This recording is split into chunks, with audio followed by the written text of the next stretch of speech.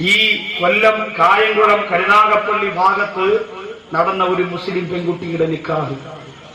ആ പെൺകുട്ടി ഫോണിലൂടെ പറഞ്ഞതെന്തെന്നറിയോ കൂട്ടുകാരിയോട്, ഞാൻ ഇഷ്ടപ്പെട്ടവനുമായിട്ടുള്ള കല്യാണം എന്റെ മാതാപിതാക്കൾ സമ്മതിച്ചില്ലെങ്കിലും കുഴപ്പമില്ല, ഞാൻ എന്തായാലും മാതാപിതാക്കൾ പറയുന്ന വരനെ തന്നെ കെട്ടി ജീവിക്കാൻ പോകണം, പക്ഷേ ഞാൻ ആദ്യം പ്രസവിക്കുന്ന കുഞ്ഞ് വിനോദിന്റെ കുഞ്ഞായിരിക്കും. ആരെ കുഞ്ഞ? നമ്മൾ ഓർത്തു നോക്കി, സങ്കടം കൊണ്ട് പറയുക, വിഷമം കൊണ്ട് പറയുക. എന്റെ പ്രിയപ്പെട്ടവരെ, ഇതൊക്കെ ഈ സമുദായത്തിന്റെ പെൺകുട്ടികളാണ്. അവിടെ ഇവിടെ മുട്ടസൂചി കുത്തുന്നു എന്ന് പറഞ്ഞിട്ടൊന്നും കാര്യമില്ല, തല നല്ലോലെ മറയ്ക്കുന്നു, മുഖം നല്ലോലെ മറയ്ക്കുന്നു എന്ന് പറഞ്ഞിട്ടൊന്നും കാര്യമില്ല. മനസ്സ് മലിനമായാൽ പിന്നെ എത്ര വലിയ പറവയിട്ടിട്ടും രക്ഷയില്ല സഹോദരിമാരെ. അതുകൊണ്ട് നിങ്ങളെ വെറുപ്പിക്കാൻ വേണ്ടി, വേദനിപ്പിക്കാൻ വേണ്ടി പറഞ്ഞതല്ല എന്റെ പ്രിയപ്പെട്ട പെങ്ങളെ. അല്ലാഹു തന്ന ആയുസ് വെച്ച്, ആരോഗ്യം വെച്ച് പടച്ചറപ്പിന് വഴങ്ങുന്ന ജീവിതം നയിക്കണേ. അതുകൊണ്ട് ചിന്തിക്കാൻ അല്ലാഹു എന്തെല്ലാം നമുക്ക് തന്നിട്ടുണ്ട്, അത് ചിന്തിച്ചുകൂടെ, അത് ചിന്തിച്ചുകൂടെ. പാതിരാ സമയത്ത് മുട്ടായ നബിതങ്ങളുടെ കൂടെ കിടക്കുന്ന ആയിഷാ ബീവി റളിയല്ലാഹു അൻഹ കണ്ണു തുറക്കുമ്പോ അല്ലാഹുവിന്റെ റസൂലിനെ കാണാനില്ല. എവിടെ ഹബീബ്? എവിടെ അല്ലാഹുവിന്റെ റസൂൽ? എവിടെ? ഇറങ്ങി വന്ന് നോക്കുമ്പോ പൊന്നാറ് നബിതങ്ങൾ ആകാശത്തിലേക്ക് നോക്കി നിൽക്കുകയാണ്. റസൂലുള്ളാഹിയുടെ കണ്ണ് നിറഞ്ഞിടുകയാ. ആയിഷാ ബീവി റളിയല്ലാഹു അൻഹയോട് പൊന്നാറ് നബിതങ്ങൾ പറഞ്ഞതെന്തെന്നറിയോ? ഗോളശാസ്ത്രം പഠിക്കുന്ന മുസ്ലിം ചെറുപ്പക്കാരാ, ഭൂമിശാസ്ത്രം പഠിക്കുന്ന മുസ്ലിം ചെറുപ്പക്കാരാ, വാനശാസ്ത്രം പഠിക്കുന്ന മുസ്ലിം കൂട്ടുകാരാ, അല്ലാഹുവിന്റെ റസൂൽ പറയുന്നു, ഇന്ന ഫീ ഖൽഖിസ് സമാവാതി വൽ അർളി വഖ്തിലാഫിൽ ലൈലി വന്നഹാർ ലആയാതിൻ ലിഉലിൽ അൽബാബ്. ബുദ്ധിയുള്ളവർക്ക് ഒരുപാട് ദൃഷ്ടാന്തമുണ്ട് ആയിഷ. ആ നക്ഷത്രത്തിൽ ദൃഷ്ടാന്തമുണ്ട് ആയിഷ. ആ ചന്ദ്രക്കരയിൽ ദൃഷ്ടാന്തമുണ്ട് ആയിഷ. രാപ്പകലുകൾ മാറി വരുന്നതിൽ ഒരുപാട് ദൃഷ്ടാന്തമുണ്ട് ആയിഷ. ഇന്ന് ലോകത്തെ പഠിപ്പിച്ചത് മദീനയുടെ മണവാളനാണെങ്കിൽ എന്റെ പ്രിയപ്പെട്ട ഉമ്മ, നമ്മുടെ മക്കളെ അതെല്ലാം നമ്മൾ പഠിപ്പിക്കണം കേട്ടോ. എന്നിട്ട് അല്ലാഹുവിനെ കുറിച്ച് അവർ ചിന്തിക്കട്ടെ. അല്ലദീ ഖലഖ സബഅ സമാവാതിൻ തിബാഖാ മാ തറാ ഫീ ഖൽഖിർ റഹ്മാൻ മിൻ തഫാവുത് ഫർജിൽ ബസറ ഹൽ തറാ മിൻ ഫുതൂർ ثم ارجع البصر كرتين ينقلب اليك البصر خاسئا وهو حسير. അല്ലാഹുവിന്റെ ഖുർആൻ പറയുകയാ, 7 തട്ടുകളാക്കി ഞാൻ അടുക്കി വെച്ചിരിക്കുന്ന ആകാശമുണ്ടല്ലോ, ആകാശത്തെക്കുറിച്ച് നിങ്ങൾ ചിന്തിച്ചിട്ടുണ്ടോ? എന്റെ പ്രിയമുള്ളവര്, കായംകുളത്തിന്റെ കാഞ്ഞിപ്പുഴയുടെ കരുനാഗപ്പള്ളിയുടെ മധ്യത്തിൽ നിന്നുകൊണ്ട് മുകളിലേക്ക് കണ്ണുകളെ പറഞ്ഞുവിടുമ്പോ കാണുന്ന വെള്ള നിറമുണ്ടല്ലോ, അതല്ല ആകാശം, അതല്ല ആകാശം. ആകാശം അതിനപ്പുറത്താണ്. ഈ കാണുന്നത് മുണ്ടകത്തുറപ്പെന്ന് പണ്ഡിതന്മാര് പറയുന്നു. കാഴ്ചയുടെ അങ്ങേയറ്റം അതാണ്. അതിനപ്പുറത്ത് നമുക്കൊന്നും കാണാൻ കഴിയില്ല. അത് ആകാശമല്ല, ആകാശലോകം അതിനപ്പുറത്താണ്. അപ്പൊ എത്ര അത്ഭുതമായിരിക്കും പ്രിയപ്പെട്ടവര്. അല്ലാഹു ചോദിക്കുന്നു, അല്ലദീ ഖലഖ സബഅ സമാവാതിൻ തിബാഖാ.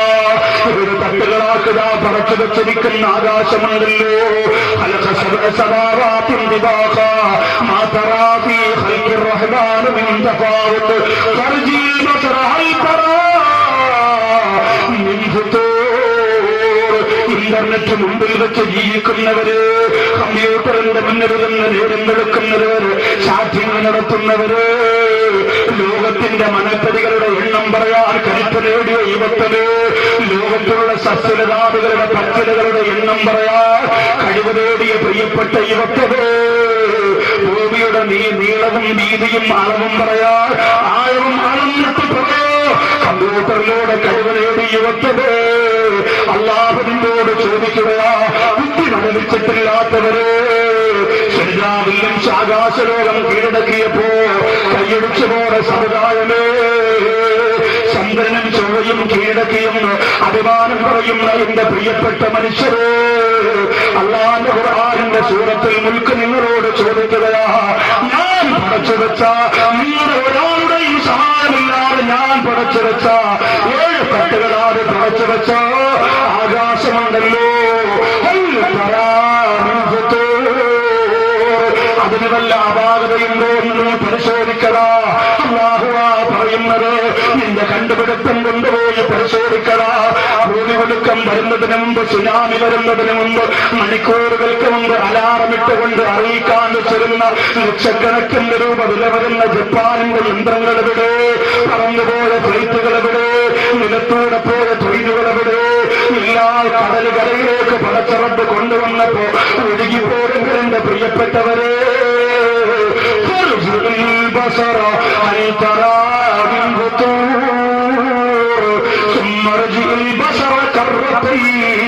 അല്ലാഹു പറയുന്നു, ഒരു പ്രാവശ്യമല്ല 2 പ്രാവശ്യം നിങ്ങൾ പരിശോധിച്ചോ.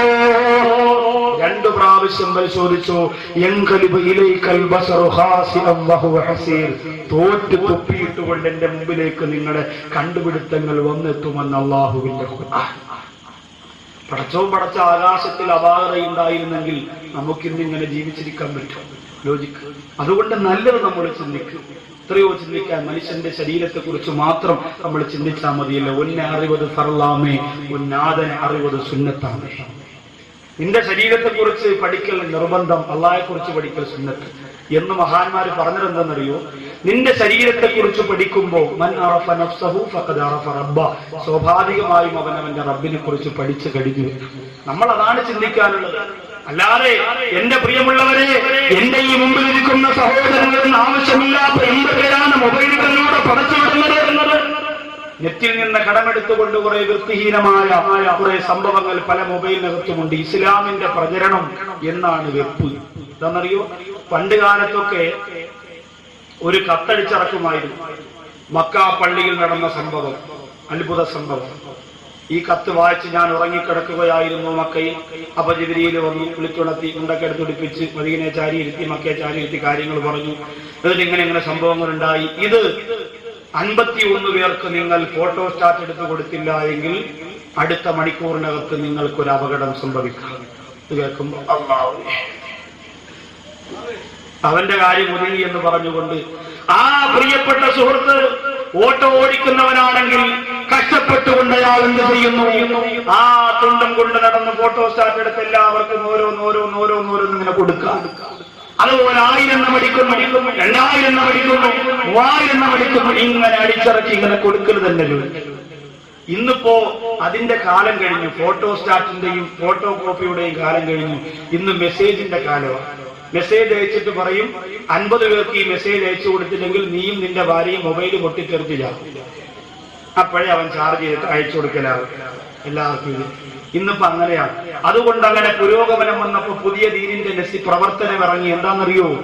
ഖുർആൻ ഓതാൻ പറഞ്ഞ ഉമ്മാടെ മുഖത്ത് നോക്കി ഖുർആൻ ചവിട്ടിയ മോള് പാമ്പായി. റംല പാമ്പായി. നിങ്ങൾ കണ്ടിട്ടുണ്ടോ? അതൊക്കെ കുഞ്ഞുമക്കൾ പെട്ടെന്ന് കാണും. കാരണം ഉമ്മാമാരെ കയ്യിൽ ആദ്യം അത് കിട്ടുക. അവർ കണ്ട ഉടനെ മക്കളെ കണ്ടാ പാമ്പാവും. ഉമ്മ ഖുർആന്റെ വണ്ടയിലാ നിൽക്കുന്നത്. മക്കൾക്ക് മാത്രം അത് പറഞ്ഞു കൊടുത്ത് വരട്ടിയാൻ പറ്റില്ല. ഇതാണോ ദീനിന്റെ പ്രചരണം? ഇങ്ങനെ ഏവനെങ്കിലും എവിടെന്നെങ്കിലും കെട്ടിയേച്ചു വിടുന്നത്. ഇന്നിപ്പോ അള്ളാഹു നമ്മൾ ആലോചിച്ചു നോക്കെ, റബ്ബിനെ കുറിച്ച് എന്തൊക്കെ ജൽപ്പനങ്ങളാണ്. ആപ്പിളിനകത്തല്ല, പേരയ്ക്കകത്തല്ല, കപ്പപ്പഴത്തിനകത്തല്ല, ഏത്തപ്പഴത്തിനകത്തല്ല. ഇത് കാണാൻ ടിക്കറ്റ് കൊടുത്തു നിന്നാൽ ലക്ഷക്കണക്കിന് രൂപ ഉണ്ടാക്കാം. ഏതൊക്കെ തരത്തിലാ. അങ്ങനെ അള്ളാഹു പല സ്ഥലത്തും വരട്ടെ. നമ്മൾ അതിനെന്താ ഓടുന്നതില്ല. അങ്ങനെ പോയി കാണുമ്പോൾ നിങ്ങൾക്ക് പ്രതിഫലം കിട്ടുമെന്ന് എവിടെയെങ്കിലും പറഞ്ഞിട്ടുണ്ടോ? നമുക്ക് ആ അള്ളാഹുവിനെ മാത്രമേ അറിയൂ. നമുക്ക് ആ പടച്ചവനെ മാത്രമേ അറിയുള്ളൂ. ഖൽബുൽ മുഅ്മിനി അർശുല്ലാഹ്, ഖൽബുൽ മുഅ്മിനി അർശുല്ലാഹ് എന്ന് നമ്മളോട് പഠിപ്പിച്ച റസൂലുള്ള പറഞ്ഞ അള്ളാഹുവിനെ നമുക്കറിയില്ലല്ലോ. ഒരു വിശ്വാസിയുടെ ഹൃദയമുണ്ടല്ലോ, ഒരു വിശ്വാസിയുടെ ഹൃദയമുണ്ടല്ലോ. അർശുല്ലാഹ്, അത് അള്ളാഹുവിന്റെ സിംഹാസനമാണ് എന്ന് നബി മുഹമ്മദ് മുസ്തഫ സല്ലല്ലാഹു അലൈഹി വസല്ലം. നമ്മുടെ റബ്ബിരിക്കേണ്ടത് ഇവിടെയാണ്, ആപ്പിളിലും കപ്പപ്പഴത്തിലും അല്ല. അത് കാണാൻ വേണ്ടി മെനക്കെട്ട് കൊണ്ട. അങ്ങനെ പലരും പറയും. പ്രിയപ്പെട്ടവരെ, ചില ഗൾഫിൽ നിന്ന് വരുന്നവരാ പ്രശ്നം. ഞാൻ അറബിയെ തൊട്ടടുത്ത് നിൽക്കുമ്പോഴാണ് അള്ളാഹു ആകാശത്ത് വന്നിട്ട് അല്ല ഞാൻ കണ്ടുകൊണ്ട് നിൽക്കുക.